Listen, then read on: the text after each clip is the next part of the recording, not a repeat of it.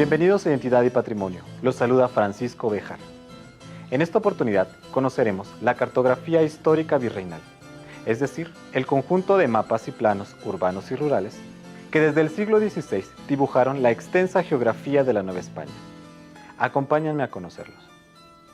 Se conoce como cartografía a la ciencia que estudia los mapas o cartas geográficas, cuya tradición se remonta hasta antes del siglo III a.C. Sin embargo, su verdadero auge se centra durante el Renacimiento, alentado por los viajes ultramarinos realizados por expedicionarios españoles, portugueses, ingleses y franceses. La producción italiana de mapas dominó el siglo XV, gracias en parte a la publicación de las múltiples ediciones de la geografía tolemaica. Sin embargo, en el atardecer del siglo XVI y durante la mayor parte del siglo XVII, serán los cartógrafos como Mercator, Ortelius y Blau quienes aseguraron que los Países Bajos fueran el centro indiscutible en la producción de los mapas. Con el arribo de la cultura europea a tierras mexicanas, se impulsó la exploración y reconocimiento de la geografía mesoamericana, con base en los antiguos códices y pictogramas contenidos en los libros del tributo prehispánico, realizados por los antiguos tlacuilos, es decir, los escribanos y cronistas mexicas, quienes, por órdenes de las autoridades tanto civiles como religiosas, pintaron vistosos documentos didácticos en los cuales se combinó las convenciones plásticas prehispánicas con la iconografía europea.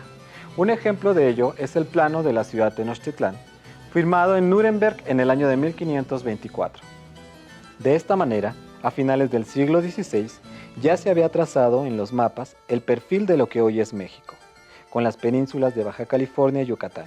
Posteriormente, se fueron sumando la cartografía propia de tierra adentro, es decir, de las ciudades, villas, pueblos y caminos del interior novohispano, como lo son los mapas de los reinos de la Nueva España y Nueva Galicia de 1574, y posteriormente los mapas o coreografías de los obispados de México, Michoacán, Guadalajara, Puebla, Antequera o Oaxaca, Durango y Ciudad Real, así como los propios de las misiones apostólicas o provincias de las órdenes religiosas, como las franciscanas, agustinas, jesuitas y dominicas principalmente.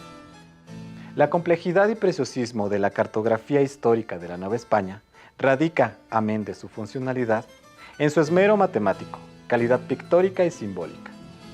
Los primeros planos realizados durante el siglo XVI muestran la influencia de las culturas prehispánicas con pictografías como las grecas, los glifos, las figuras zoomorfas y antropomorfas. Posteriormente, consolidada la colonización, se empleó la iconografía europea con elementos como las cruces, la arquitectura, las heráldicas, los horizontes e inscripciones en obras firmadas por Pedro de Arrieta.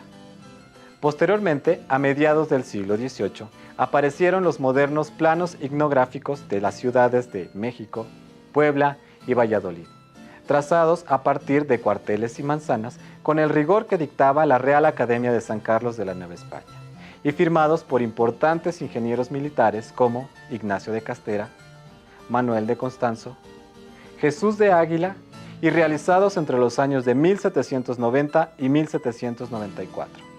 En cuanto a su técnica, la cartografía virreinal empleó diferentes soportes que van desde el papel amate y la penca de maguey, para el caso de los códices y los planos incluidos en los libros del tributo prehispánico, pasando por las fibras de algodón, lino, papiro, pergamino y papel.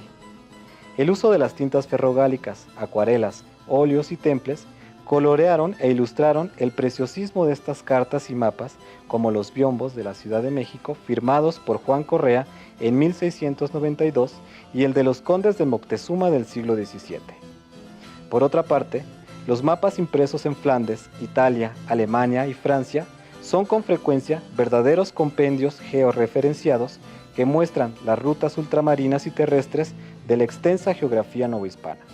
La cartografía histórica de la Nueva España expresa, además de sus calidades geográficas, los valores de pertenencia étnica e identidad cultural, que desde el siglo XVI dibujaron los casi infinitos límites del México virreinal.